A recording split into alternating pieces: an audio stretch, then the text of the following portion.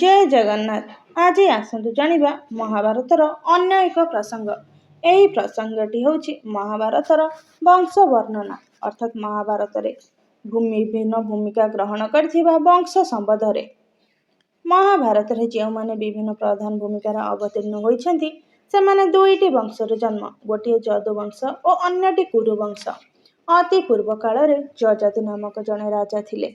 जजाति शुक्राचार्य कन्या देवजानी को विवाह करथिले और देवजानी निजर दासी रूपे आनिथिबा राजा वृषपर्वांकर कन्या शर्मिष्ठा को मध्य से विवाह करथिले।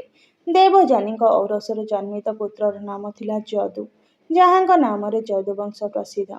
जदुंक पुत्र बुष्णी, बुष्णी वंशरे सुर नाम जड़े राजा थिले। तांकर पुत्र वसुदेव और कन्या कुंती, कुंती कुरुवंशर पांडु राजा को विवाह करथिले एवं तांकर पुत्र माने पांडव नाम प्रसिद्ध हेले।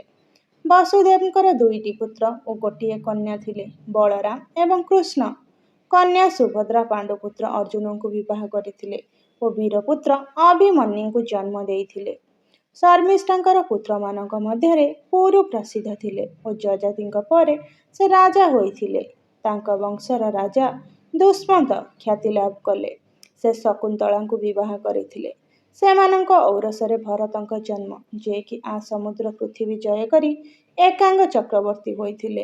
तांकर नामानुसारे भारत वर्ष होइछि बोली कुहा जाय। एही भरत वंशरे कुरु नामक जने राजा हेले एवं एही कुरु वंशजात राजा शांतनु प्रथमे गंगा को विवाह करथिले, जहांक औरसरे देवव्रत बा भीष्म जन्म होइथिले। परे धीवर कन्या सत्यवतीर रूपरे मुग्ध होई से तांको पाटराणी रूपे ग्रहण कले। सत्यवती कन्या थिबा बेले पराशरंक औरसरु तांकर गोटे पुत्र जात होइथिला, जहांकर नाम व्यास बा कृष्ण द्वैपायन। से महाभारत और विभिन्न पुराणर रचयिता और कुरुवंशर रक्षाकारी। शांतनुंकर औरसरे सत्यवतींकर दुई पुत्र हेले, चित्रांगद और विचित्र वीर्य। चित्रांगद निसंतान भावरे मरीगले। विचित्र वीर्य काशी राजकन्या अंबिका और अंबालिका को विवाह करथिले, मात्र निसंतान भावरे तांकर मध्य मृत्यु होला। तत्कालीन प्रथा अनुसारे व्यासंकर संजोगरे अंबिका धृतराष्ट्र को जन्म देले। अंबालिका पांडु को एवं अंबालिकांकर जने दासी गर्भरु विदुर जन्म हेले। धृतराष्ट्र गांधारी को विवाह करी दुर्योधन, दुशासन आदि 7 पुत्रर जनक हेले। तांकर एकमात्र कन्या थिले दुश्शला, जे कि सिंधुराज जयद्रथ को विवाह करथिले।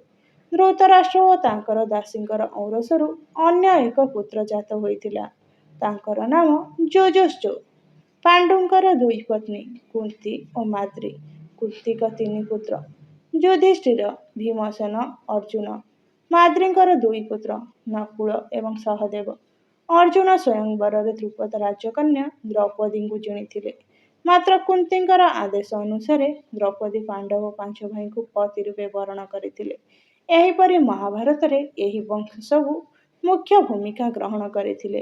जदि आपनकु भिडियोटी भल लागिछि तेबे ताहले भिडियोटी को लाइक करंतु एवं एहीपरि महाभारतर आगामी अध्याय सुनिबा निमंते चैनल टी को सब्सक्राइब करंतु।